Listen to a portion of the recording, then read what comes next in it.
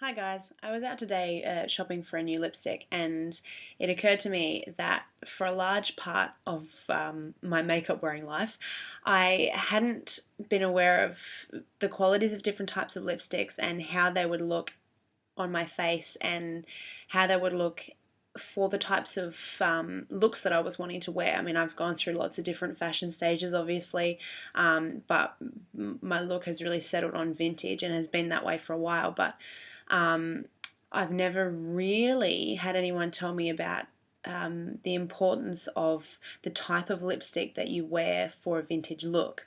A lot of the time you hear people talk about matte lipstick, but it only comes up occasionally. People show you how to put it on and stuff, but they don't tell you how to sort of look for a good matte lipstick. Occasionally you get a review on brands like MAC. Or Besame, which are fantastic lipsticks. But if you're just looking for a chemist brand, you're wanting to keep it cheap and wearable for every day, yeah, I thought I'd provide something that just explains the differences between them and what to look for to get a good vintage lip.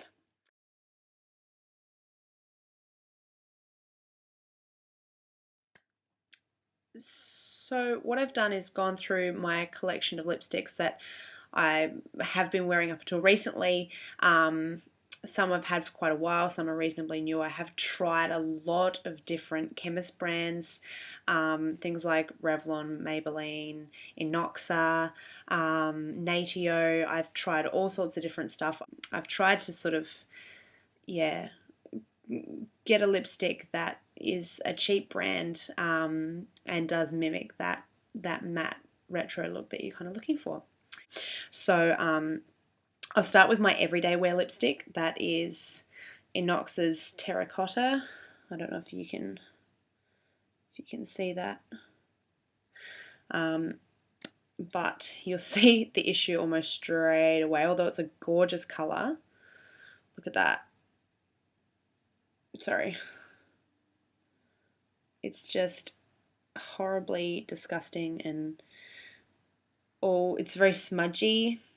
I'll put it on for you so you can see what I'm talking about. If I slap it on,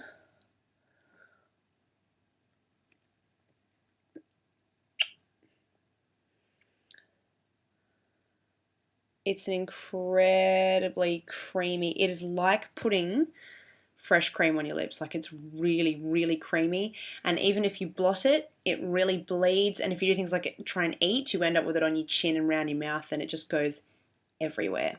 So I really, really wouldn't recommend that lipstick. Unfortunately, despite the fact that Inoxa is a great brand for many other products, lipstick is way too creamy. Okay, so that was Inoxa brand, and that was a creamy lipstick. It was also semi-frosted and quite glossy. The next one that I'll show you is the red that I've been wearing for quite a while. It is a great colour, like pigment-wise, and that is Revlon Red Revival, which I don't think you can see very well judging by my camera. I'm sorry, it's a bit spotty. It is just my computer camera. And I don't know if you can see, well, you can see that it's quite glossy, like it is a creamy lipstick, but it's not a frosted one. But I shall pop it on. The consistency of this is way, way better. But it's still not a matte lipstick. And it is very creamy, and you can see that it is quite a shiny look. Unfortunately, they're all coming out colours that aren't really true. Like this one is kind of like a fire engine red, I guess. Like this is coming out kind of cherry coloured. It isn't really that colour in real life. But that's cameras for you. Yeah, so I would say creamy lipstick, although often the colours are quite good, and a lot of chemist brand lipsticks are cream-based lipsticks, or creamy texture lipsticks.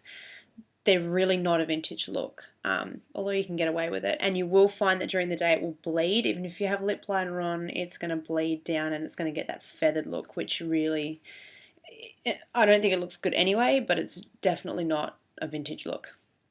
So today I finally went and bought myself a matte lipstick, and that was after watching several videos by Classic Retro Glamour and Lisa Fremont's Streets channel, talking specifically about Besame and Julie Hewitt lipsticks.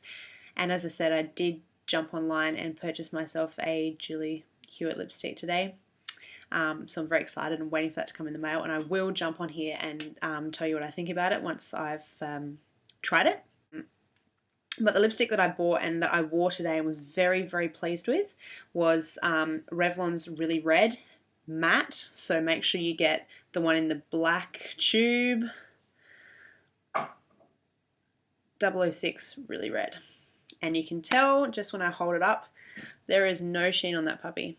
It's a little bit of sheen from my light, but when you look at it, it is like not shiny.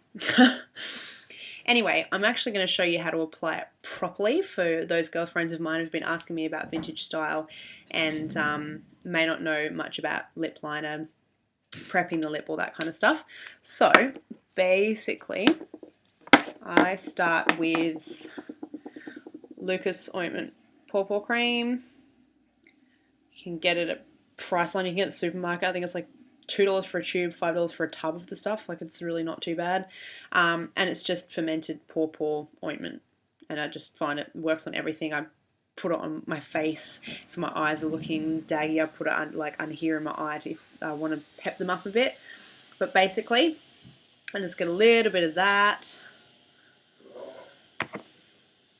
Pop it on my lips.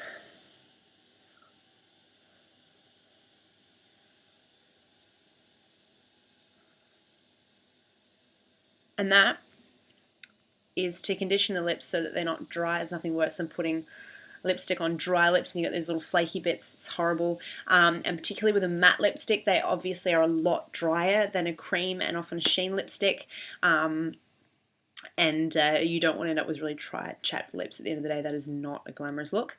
So I'd leave that for a few minutes and then let it soak in.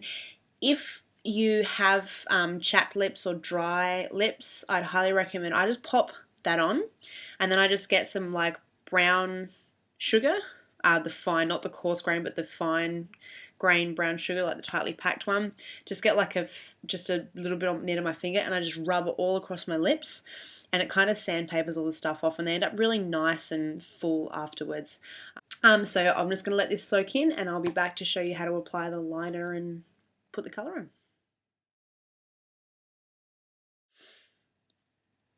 Okay, so that's soaked in and I have actually done a lip scrub as well, like I was just telling you about, because my lips are a bit dry today. Yeah, I'm just going to get my lip liner. Now, I didn't buy the same brand as Revlon because, remarkably, they didn't actually have a lip liner that matched. They had a cherry red colour and then they had this really red lipstick, which really would have looked very odd. So I actually went for Face of Australia tip liner. And I believe it's just called Full Red. Doesn't actually say on here. I think it was called Full Red, but it was their only red colour. But I got it because it's a pencil and I can sharpen it, where they've got these kind of crayon twist-up ones at the moment that have a round head and they don't give you a really sharp line. So I never go for those. I want to be able to get a really crisp line for the edge of my lips to get that really vintage lip look. So, excuse me, it's going to be probably a little bit dodgy because I'm looking in the camera instead of in a mirror, but basically you want to follow the line of your lip. I've already got quite a full upper lip, but if you don't have a really full upper lip, try and draw your lip so you're really filling it out here. So if you've got a thin lip, you want to kind of go along the edges. See how along the edge of your lip you've got like a little kind of white line? Almost everybody has that. I've obviously got one. I tend to sort of just go along that as opposed to going along the edge of the pinkness of my lip. And again, you can actually go over that line and fill out your lip if you don't have quite a full upper lip like mine. I don't want to look like I've got collagen lips, so I'm not going to go too over the top about it. But basically, I can...